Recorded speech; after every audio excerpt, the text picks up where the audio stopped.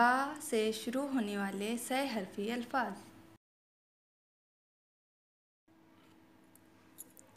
बा के आगे जब हम ब हर्फ को लिखते हैं तो ये बनता है बाब।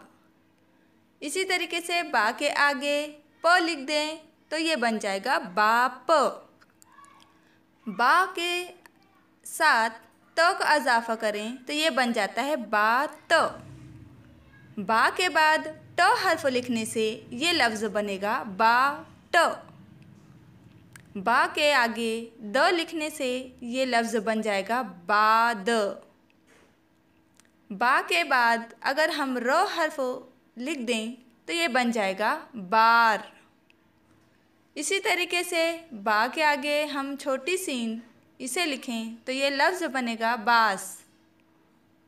बा के आगे हम न इजाफा करें तो ये बनेगा बान।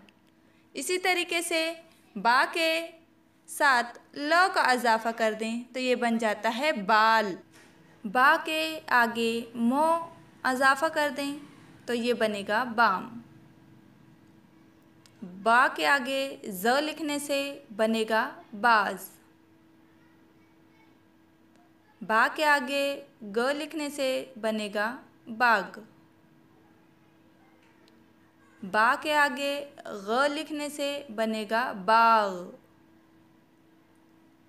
बा के आगे क इजाफे के साथ लफ्ज़ बन जाता है बाक।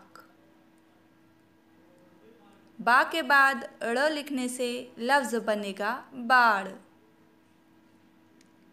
बा के बाद ह लिखने से लफ्ज़ बन जाएगा बाह।